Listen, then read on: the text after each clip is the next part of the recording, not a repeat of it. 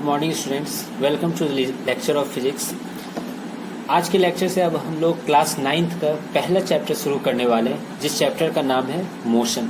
ठीक है, तो हम लोग क्लास 9th का लेक्चर शुरू करने वाले हैं। आज से पहला चैप्टर पढ़ेंगे मोशन।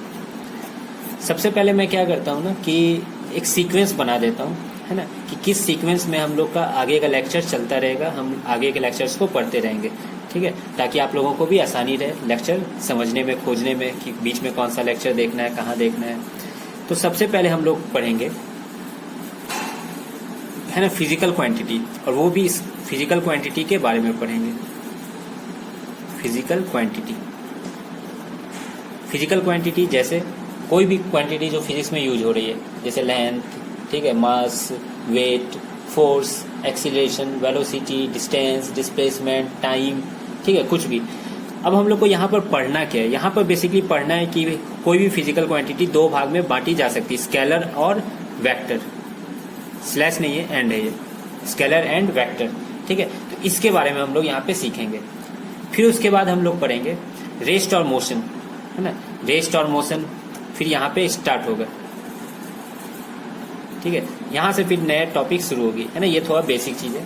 रेस्ट एंड मोशन में हम लोग देखेंगे कि कब किस ऑब्जेक्ट को रेस्ट पे कहते हैं, कब किस ऑब्जेक्ट को मोशन में कहते हैं, है ना, फ्रेम ऑफ रेफरेंस क्या होता है। ठीक है, तो ये सब हम लोग यहाँ पे हल्का सा जानेंगे। अब जो बेसिक यहाँ जो स्टार्ट होगा, अब यहाँ से स्टार्ट होगा तीसरा नंबर से, है ना। एक एक चीज हम लोग यहाँ पे पढ़ेंगे। डिस्टेंस के बारे में पढ़ेंगे पहले, फिर उसके बाद डिस्प्लेसमेंट के बारे में पढ़ेंगे। ठीक है, फिर उसके बाद हम लोग स्पीड के बारे में पढ़ेंगे। स्पीड में भी इंस्टेंटेनियस स्पीड क्या होता है, एवरेज स्पीड क्या होता है ना, ये हम लोग समझेंगे। फिर छठा वेलोसिटी के बारे में पढ़ेंगे। ठीक है, वेलोसिटी किसे कहते हैं। ठीक है, खैर अभी डरना नहीं है, मैं बस सीक्वेंस लिख रहा हूँ। ठीक है, 7th, है ना, वेलोसिटी के बाद हम लोग फिर एक्सीलरेशन के बारे में पढ़ेंगे। ठीक है, बिल्कुल नहीं डरना है बाबू। 8th नंबर में, है ना। और हाँ, बीच में हम लोग पढ़ते जाएंगे किसको यूनिफॉर्म मोशन कहते हैं, किसको नॉन यूनिफॉर्म मोशन कहते हैं, ये सब आप लोग जानते भी होंगे। ठीक है, ये हाईलाइट है टॉपिक का। उसके बाद हम लोग पढ़ेंगे equations of motion, equations of motions. ठीक है, इक्वेशंस ऑफ मोशन पढ़ेंगे। 3 इक्वेशंस ऑफ मोशन होते हैं, v = u + at, s = ut + ½ at², v² - u² = 2as, है ना, इस टाइप से। खैर अभी डरना नहीं है, मैं क्या बोला आप लोगों को समझने की कोई जरूरत नहीं है, रिवाइंड नहीं करना है इसको। ठीक है, यहाँ इक्वेशंस ऑफ मोशन पढ़ेंगे। इसमें ज्यादा हम लोग फोकस रखेंगे न्यूमेरिकल्स पे। ठीक है, न्यूमेरिकल्स बहुत होते हैं, इसी से न्यूमेरिकल्स आते हैं। और इनफैक्ट यहाँ जो न्यूमेरिकल्स आते हैं 11th क्लास में भी वो इंपॉर्टेंट होते हैं। 11th तो दूर की बात है, 9th क्लास का जो आगे का लेक्चर होता है ना, उसमें भी इसका बहुत ही इंपॉर्टेंस होता है। ठीक है, इक्वेशंस ऑफ मोशन का। फिर उसके बाद हम लोग क्या देखेंगे, उसके बाद हम लोग ग्राफिकल मेथड देखेंगे। ग्राफिकल मेथड, ठीक है, ग्राफिकल मेथड में देखेंगे यही सब जो हम लोग पढ़े इक्वेशंस ऑफ मोशन, इसको ग्राफ से कैसे समझते हैं। ठीक है, ये बहुत अच्छा होता है और ये इंटरेस्टिंग भी होता है समझने की, इसमें थोड़ी सी दरकार भी होती है। लास्ट में हम लोग पढ़ेंगे सर्कुलर मोशन के बारे में हल्का से, है ना, कि कोई बॉडी जब सर्कुलर मोशन कर रही है तो उसमें कुछ कुछ चीजें हम लोग को समझना है। पूरा डिटेल में तो नहीं जानना है, इनफैक्ट सर्कुलर मोशन तो एक चैप्टर ही है पूरा। ठीक है, 11th क्लास में, लेकिन यहाँ पे हम लोग बस एक लेक्चर में इसको खत्म करेंगे। ठीक है, बहुत कम पढ़ना है यहाँ पे। ठीक है, तो ये हम लोग का सीक्वेंस हो गया, कोई दिक्कत, हम लोग इसी सीक्वेंस में हम लोग आगे बढ़ते रहेंगे। तो सबसे पहले हम लोग स्टार्ट करते हैं physical quantity, scalar and vector के बारे में। तो बाबू, जैसा मैंने स्टार्टिंग में इंट्रोडक्शन में बताया कि कोई भी क्वांटिटी, कोई भी फिजिकल क्वांटिटी जो है, कोई भी फिजिकल क्वांटिटी है, उसको हम लोग दो भाग में बांट सकते हैं, है ना। कोई भी फिजिकल क्वांटिटी को दो छत के अंदर रखा जा सकता है। एक होती है स्केलर क्वांटिटी, ठीक है, और दूसरी होती है वेक्टर क्वांटिटी। नाम है ऐसा, ठीक है, नाम में मत जाना है, नाम ऐसा ही, स्केलर और वेक्टर क्वांटिटी। अभी तो हम लोग को दो ही पढ़ना है, बाद में एक दो क्वांटिटीज और आ जाते हैं। ठीक है, लेकिन उसका भी हम लोग को टेंशन नहीं लेना है, हम लोग के सिलेबस में बस यही दो क्वांटिटी पढ़ना है अभी। ठीक है, स्केलर क्वांटिटी और वेक्टर क्वांटिटी। अब हम लोग समझते हैं कि फिजिकल क्वांटिटी क्या हुआ, आप लोग समझ में आ रहे हैं, है ना। मैं एग्जाम्पल भी बता चुका हूँ, mass, length, time, distance, displacement, velocity, speed, acceleration, force, power, pressure, कुछ भी जो होता है फिजिक्स में जो यूज होते हैं क्वांटिटी, वो फिजिकल क्वांटिटी है। ठीक है, मैं इसका डिफिनेशन सब कुछ भी नहीं लिखवा रहा हूँ अभी, मैं डायरेक्ट समझा देता हूँ क्योंकि इसका बेस्ट बेसिक है, इससे क्वेश्चंस नहीं आएंगे आप लोग को 9th के एग्जाम में। स्केलर क्वांटिटी क्या होता है, हाँ, लेकिन यूज हमेशा आते रहेगा। ठीक है, पूछा जाएगा कि कौन सा क्वांटिटी स्केलर है, कौन सा वेक्टर है ना, क्यों है, ऐसा भी पूछा जाता है। स्केलर क्वांटिटी, स्केलर क्वांटिटी वो क्वांटिटी होता है जिसका बस मैग्नीट्यूड इंपॉर्टेंट होता है ना। स्केलर क्वांटिटी को डिफाइन करने के लिए हम लोग मैग्नीट्यूड से डिफाइन करते हैं उसको। जैसे कि बाबू मास है ना, मास हम लोग बोलते हैं 5 kg 5 ग्राम है ना, चलो kg ऐसा यूनिट हो गया, ग्राम CGS यूनिट हो गया, खैर वो अलग बात है। लेकिन यहाँ पे हम लोग बस क्या करें, मैग्नीट्यूड पे फोकस करते हैं। जैसे जब बोलते हैं लेंथ, उस कार की लेंथ कितना है, तो बोलते हैं ना कि 1.5 मीटर 2 मीटर है ना, या आदमी का हाइट कितना है ना, तो 5 फीट ऐसा करके कुछ बोलते हैं, 6 फीट बोलते हैं, ठीक है। तो यहाँ मैग्नीट्यूड इंपॉर्टेंट है। क्या यहाँ पे डायरेक्शन इंपॉर्टेंट है, ऐसा बोलते हैं क्या कि उस आदमी का हाइट 6 फीट ऊपर की तरफ है या 6 फीट पाताल की तरफ है, आसमान की तरफ है, ऐसा तो नहीं बोलते, नॉर्थ की तरफ है, ईस्ट की तरफ। जैसे वेट पूछते हैं, तुम्हारा वेट कितना है, सॉरी वेट नहीं, तुम्हारा मास कितना है ना, तो तुम्हारा मास कितना है, मान लो कि 50 kg हो या 60 kg हो, ठीक है। तो ऐसा तो नहीं बोलते 60 kg पेट की तरफ, 60 kg नाक की तरफ, ऐसा तो कुछ नहीं बोलते। तो जहां मैग्नीट्यूड इंपॉर्टेंट होता है बस उस क्वांटिटी को स्केलर क्वांटिटी कहते हैं, है ना। इसका एग्जाम्पल क्या हो जाएगा, है ना, आप लोग गेस कर सकते हो। इसका एग्जाम्पल मास हो गया, लेंथ हो गया, टाइम हो गया, टाइम सेकंड, है ना। ऐसा तो नहीं बोलते हैं टाइम कितना हुआ, 5 सेकंड अच्छे टाइम है, बुरे टाइम है, ऐसा तो नहीं बोलते हैं कि 5 सेकंड नॉर्थ की तरफ है, 5 सेकंड साउथ की तरफ है, ऐसा तो डायरेक्शन नहीं हम लोग बोलते हैं, ठीक है। तो मास, लेंथ, टाइम हो गया। और क्या इसका एग्जाम्पल, और जैसे इसका एग्जाम्पल हो जाता है स्पीड, है ना। अभी मैं बेसिक बता रहा हूँ, स्पीड है ना, स्पीड जैसे उस कार की स्पीड कितनी है, 10 मीटर पर सेकेंड, है ना, बस इतना बोलते हैं। और भी बहुत अच्छे होते हैं, जैसे प्रेशर भी स्केलर क्वांटिटी होता है ना। अब ये कैसे होता है बाबू, ये प्रेशर है ना, क्या कहता है, एक चैप्टर ही है ना, आगे चौथा या चौथा चैप्टर है, ठीक है। तो वहां हम लोग पढ़ेंगे इसको, ठीक है। तो अभी मैं बस एग्जांपल लिख दिया हूँ यहाँ पर, है ना। और भी बहुत सारे क्वांटिटी होते हैं, मैं तो पूरा पेपर तो नहीं भरना है यहाँ पर, मैं बस एग्जाम्पल थोड़ा समझना है। अब चलते हैं वेक्टर क्वांटिटी की तरफ। वेक्टर क्वांटिटी क्या होता है, वो क्वांटिटी जिसके लिए मैग्नीट्यूड तो इम्पोर्टेंट है ही, साथ में डायरेक्शन भी जिसमें इम्पोर्टेंट रोल प्ले करता है। डायरेक्शन मतलब वो क्वांटिटी जो वो किस तरफ लगी, उसका डायरेक्शन क्या है, वो जब दोनों इम्पोर्टेंट जब रोल प्ले करता है तो उसको हम लोग वेक्टर क्वांटिटी कहते हैं। जैसे कि फॉर एग्जांपल फोर्स ले लेते हैं, है ना। जैसे फोर्स हम लोग कहते हैं, फोर्स का यूनिट मालूम है आप लोग को, न्यूटन होता है, ठीक है। ये चैप्टर है, सेकेंड चैप्टर है, मैं भी एग्जाम्पल से समझा रहा हूँ। जैसे कि फोर्स 5 न्यूटन, मैं बोलूं कि 5 न्यूटन का फोर्स लग रहा है, तो तुम क्या बोलोगे, इससे तुमको कुछ समझ में आएगा कि 5 न्यूटन का फोर्स लगा। तो जैसे कि मान लो कि इस टेबल पे मैं 5 न्यूटन का फोर्स लगा रहा हूँ, ठीक है, या एक बुक है टेबल पे, उसपे मैं 5 न्यूटन की फोर्स लगा रहा हूँ, तो उससे क्या महसूस होगा, किधर वो बुक जाएगी, ये हम लोग कुछ भी नहीं बता सकते हैं जब तक कि हम लोग डायरेक्शन स्पेसिफाई ना कर दे, है ना। तो यहाँ पे डायरेक्शन क्या होता है, इस फोर्स के लिए इंपॉर्टेंट हो जाता है, इसलिए फोर्स वेक्टर क्वांटिटी कहलाती है। मैं समझा देता हूँ, है ना, कि कैसे मैं डायरेक्शन बोला, है ना। जैसे कि मान लो ये टेबल है बाबू,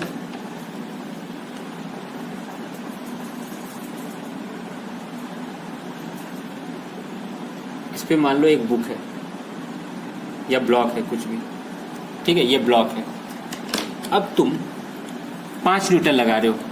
अब जब तुम 5 न्यूटन इधर लगाते, है ना, तो ये इधर जाएगी, तो हमको बताना होगा ना 5 न्यूटन हम, है ना, क्या कहते हैं, इस डायरेक्शन को क्या बोलते हैं, ईस्ट बोल देते हैं। 5 न्यूटन ईस्ट की तरफ लगा रहे हैं, वही तुम 5 न्यूटन तुम वेस्ट की तरफ लगाओगे तो मोशन कुछ दूसरे टाइप का होगा, ये ब्लॉक इधर जाने लगेगी, है ना। 5 न्यूटन ऊपर की तरफ लगाओगे तो ऊपर जाएगी, 5 न्यूटन नीचे की तरफ लगाओगे तो वो वहीं पे रह जाएगी, है ना। तो हर मतलब 5 लगा तो 5 ही न्यूटन है, लेकिन जिधर जिधर लगा रहे हैं डायरेक्शन चेंज करने पे क्या हो रही है, इसके इफेक्ट में चेंज आ रही है ना। तो ऐसे क्वांटिटी को हम लोग वेक्टर क्वांटिटी बोलते हैं। कोई दिक्कत, आई होप कि तुम लोग को समझ में आ गया होगा। तो यहाँ पे हम लोग बोलेंगे 5 न्यूटन और साथ में यहाँ पे डायरेक्शन भी लिखना इंपॉर्टेंट है, तभी ये क्वांटिटी डिफाइंड होगी अच्छे तरीके से। और भी एग्जाम्पल्स होते हैं इसमें, जैसे कि वेलोसिटी, है ना। वेलोसिटी एक नया टर्म है, ठीक है, हम लोग आगे पढ़ेंगे भी। जैसे वेलोसिटी का भी बेसिकली स्पीड टाइप का मैग्नीट्यूड होता है, 5 मीटर पर सेकेंड मान लो, ठीक है, लेकिन इसमें डायरेक्शन इंपॉर्टेंट होती है। डायरेक्शन क्या है, तो आई कैप की तरफ जा रही है, जे कैप की तरफ, है ना, आई कैप जे कैप नहीं समझ रहे होगे, ईस्ट की तरफ जा रही है, नॉर्थ की तरफ जा रही है, साउथ की तरफ जा रही है ना, क्या होगा, ठीक है। तो ये वेलोसिटी भी वेक्टर क्वांटिटी। और क्या हो जाता है, एक्सीलरेशन, ये भी वेक्टर क्वांटिटी, ठीक है। ऐसे बहुत सारे क्वांटिटीज होते हैं। ठीक है, मैं पूरा डिटेल में नहीं यहाँ पेज भरने वाला हूँ। हम लोग जैसे जैसे नए नए टर्म्स, नए नए क्वांटिटीज पढ़ते जाएंगे, वहां पे हम लोग मेंशन करते जाएंगे कि कौन सा स्केलर है और कौन सा वेक्टर क्वांटिटी है। कोई दिक्कत बाबू? ठीक है, तो ये स्केलर क्वांटिटी और वेक्टर क्वांटिटी हो गया। अब है ना, डिफरेंस पूछा जाता है कभी कि what are the differences between scalar quantity and vector quantity. ठीक है ना, दो स्केलर क्वांटिटी क्या होगा? It is the quantity which gives only the magnitude of the quantity, and vector quantity in which magnitude and direction both are important, है ना, are called vector quantities. Okay? तो अब हम लोग आगे बढ़ते हैं। ये इंट्रोडक्शन अभी हम लोग आज पढ़ रहे हैं, है ना। नेक्स्ट क्लास से हम लोग डिस्टेंस, डिस्प्लेसमेंट ये सब अच्छे से पढ़ेंगे। अब नेक्स्ट है रेस्ट एंड मोशन।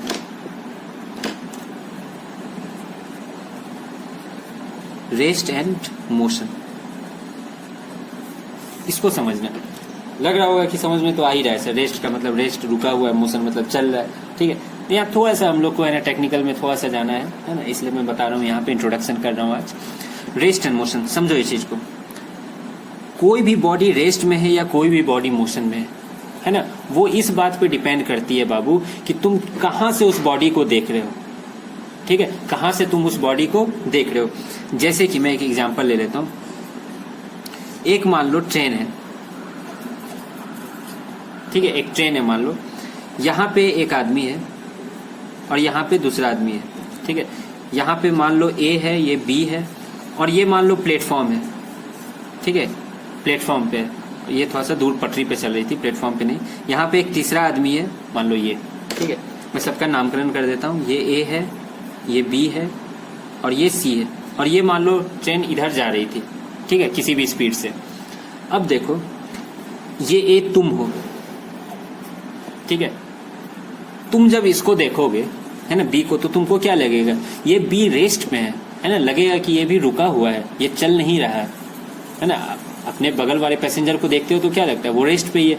लेकिन ये बंदा जब ये सी है ना देखेगा बी को, है ना, सी जब बी को देखेगा तो लगेगा कि बी भी चल रहा है, बी भी है ना क्या कहता है, क्या हो रहा है, चल रहा है। लेकिन हाँ, सी के पास दिमाग है तो वो सोच लेता है कि है ना वो बी बैठा हुआ है बेसिकली ट्रेन में, ट्रेन चल रही है ना। वो तो हम मनुष्य हैं इसीलिए हम लोग ये लोग सोच पा रहे हैं। मान लो कोई चींटी उटी रहती, जानवर रहता, वो तो सोचेगा कि बी दौड़ के भाग गया मेरे से डर के, है ना। तो ऐसा समझ सकते हो। ठीक है, तो ए को लगा ये रेस्ट में है और सी को लगा बी मोशन में है ना। इसका मतलब रेस्ट एंड मोशन इस चीज पे डिपेंड करती है कि तुम कहां से देख रहे हो, है ना। यानी rest and motion depends on, है ना, कहां से देख रहे हो। इसी को है ना क्या कहते हैं, टेक्निकल लैंग्वेज में बोला जाता है बाबू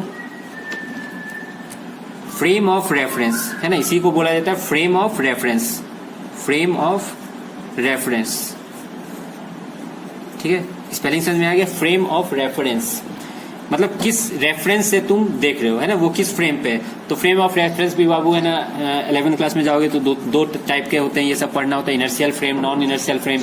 इनर्शियल फ्रेम मतलब जो रुकी हुई चीज है, ठीक है, और नॉन इनर्शियल फ्रेम मतलब जो एक्सीलरेशन के साथ चल रही है, और इनर्शियल फ्रेम मतलब जो या तो रुकी हुई या कांस्टेंट वेलोसिटी से चल रही है। ठीक है, लेकिन हम लोग इतना डिटेल में अभी नहीं जानेंगे, है ना, अभी आप लोग के सिलेबस से, स्कोप से बाहर चला जाएगा। ठीक है, तो सिंपल हम लोग समझ लेते हैं फ्रेम ऑफ रेफरेंस क्या है, कि जिस फ्रेम से हम लोग देख रहे हैं। ठीक है, तो एक रुकी हुई फ्रेम हो रही होती है और एक चल रही फ्रेम होती है, रुकी हुई, ठीक है, और एक जो चल रही है फ्रेम। जैसे कि यहाँ पे ट्रेन क्या हुआ, चल रही वाली फ्रेम है जिसमें तुम बैठे हो, और रुकी हुई फ्रेम कौन सा है, ये प्लेटफॉर्म जिसपे ये आदमी बैठा हुआ है। तो अलग अलग फ्रेम से देखोगे तो तुमको अलग अलग नतीजे पे तुम पहुंचोगे। ठीक है, अब देखो इनर्शियल फ्रेम, ऐसा ब्रह्मांड में कोई ऐसा चीज नहीं है जो रुका हुआ है ना। इनफैक्ट जैसे हम लोग कहते हैं कि अर्थ रुका हुआ है ना, अर्थ रुका हुआ फ्रेम है, तो उससे हम लोग देखते हैं ना, तो ऐसा कहते हैं ना कि हम लोग सही सब कुछ नाप पाते हैं। जैसे कि तुम स्पीड बोलते हो कार का 5 मीटर पर सेकंड है, वो तुम तभी बोलते हो ना जब तुम है ना जमीन पे खड़े और कार तुम्हारे पास से गुजरी। अगर मान लो तुम भी कोई कार से गुजर रहे हो तो तुम उस कार का सही स्पीड बता पाओगे क्या? जैसे कि मान लो 2 कार है ना, क्या कहते हैं, ऐसे करके आती है तो लगता है ना बहुत तेजी से आ गई, और 2 ऐसे से जा रही है तो लगता है कि दोनों सामने वाले का देखोगे तो स्पीड लगेगा कम है। क्यों? क्योंकि लग रहा है कि ये तो भाग ही नहीं पा रही आगे। ठीक है, हाँ, ये तुम सोच लेते हो कि हम भी चल रहे हैं इसीलिए ना क्या कहता है ये रुकी हुई है, तो इतना कॉमन सेंस की वजह से तुम सही बता पा रहे हो, है ना। अगर मान लो किसी आदमी के पास कॉमन सेंस नहीं हो, या नहीं तो बचपन में तुम देखे होगे कि है ना ट्रेन पे चलते थे तो लगता था पैर पीछे जा रहा है, ये कैसे हो सकता है ना। तो ये सब नतीजा किस चीज का है बाबू, फ्रेम ऑफ रेफरेंस का ही है। ठीक है, तो ऐसा कोई भी फ्रेम नहीं है जो रुका हुआ है, लेकिन फिर भी हम लोग किस फ्रेम को रुका हुआ मान लेते हैं, ग्राउंड फ्रेम को, है ना, अर्थ को या ग्राउंड को हम लोग रुका हुआ फ्रेम मान लेते हैं। और रुके हुए फ्रेम से हम लोग ऐसा है ना एज्यूम करते हैं कि सब कुछ सही सही चीजें हम लोग को उस बॉडी के बारे में मिल जाती है। ठीक है, यानी अगर पूछा जाए कि ये रुका हुआ फ्रेम पे खड़ा है ये सी, तो उसको पता चल जाएगा कि ये बी की वेलोसिटी क्या है ना, वो सही बता पाएगा। भले बी दौड़ नहीं रहा है ना, इट डजेंट मैटर। ठीक है, लेकिन बी आगे तो बढ़ रहा है ये, है ना, वो ट्रेन की वजह से बढ़ रहा है, लेकिन जरूर बढ़ रहा है ये। ठीक है, तो वो सी को ही पता चल पाएगा सही। कोई दिक्कत? तो अर्थ और ग्राउंड को हम लोग ले लेते हैं फ्रेम ऑफ रेफरेंस। अब देखो ये सब मैं इंट्रोडक्शन बताया, इसमें जो बाबू क्वेश्चंस आएंगे, है ना, जिसका हम लोग को सॉल्यूशन बताना है, और ये हमेशा 2 नंबर के फॉर्म में ये क्वेश्चन पूछा जाता है। वो क्वेश्चन मैं आप लोगों के सामने लिख देता हूं। Is rest and motion a relative term, है ना, ये क्वेश्चन है। क्या रेस्ट एंड मोशन एक रिलेटिव टर्म है ना, मतलब किसी पे डिपेंड करती है ये? बिल्कुल डिपेंड करती है। अभी मैं सारा एग्जांपल आंसर में बता चुका हूं हिंदी में। ठीक है, आप लोग को बस इंग्लिश में लैंग्वेज फ्रेम करके इसको लिखना है। तो क्या rest and motion relative term है ना। फिर उसके बाद पूछता है give example to support your answer, है ना। ये 2 नंबर में पूछता है कि अपना एक एग्जाम्पल दो ताकि तुम आंसर को जस्टिफाई कर सको। ठीक है, तो एग्जाम्पल दे देना भाई। ट्रेन का सबसे फेमस एग्जाम्पल है, तो सबसे पहले लिखोगे yes rest and motion is a relative term, it depends on the frame of reference from which we are seeing any particular object. ठीक है, क्या मैं बोला? Yes rest and motion is a relative term, it depends on the frame of reference from which we are observing any object. For example, इसका example दे देना। तुम लोग अच्छा इंग्लिश जानते होगे मुझसे, है ना। इसमें क्या लिखोगे? Suppose we are travelling in a train, then we see a passenger nearby us, we observe that passenger to be at rest, but for another person who is standing on a platform, देख लो मेरी English उतनी अच्छी नहीं है ना, who is standing on the platform, he will see that object is moving. ठीक है, so we can say that rest and motion is a relative term, it depends on the frame of reference from which we are observing any particular object or particular person या particular body. समझ में आ गया? ऐसे define करोगे। ये बहुत ही important question है, तो मैं, है ना, आप लोग को ये बोलूंगा कि नोट्स में इसका आंसर यहाँ पे अपने से लिख देना, अपने शब्दों में लिखना, है ना। अपने शब्दों में लिखोगे तो याद रखना भी आसान होता है। 2 नंबर में हमेशा ये क्वेश्चन पूछता है, हर, है ना, स्कूल के एग्जाम में मैं देखा हूँ पूछते हुए। ठीक है, तो आज का बाबू इंट्रोडक्टरी क्लास था, इंट्रोडक्शन हो गया रेस्ट एंड मोशन का। कल से हम लोग एकदम आगे बढ़ेंगे, टॉपिक वाइज डिस्टेंस से स्टार्ट करेंगे। ठीक है, आज का सिर्फ इंट्रोडक्शन था, है ना। आई होप आप लोगों को लेक्चर अच्छा लगा होगा। अगर कोई डाउट हो तो कमेंट सेक्शन में पूछिएगा, है ना। तो फिर have a nice day, thank you.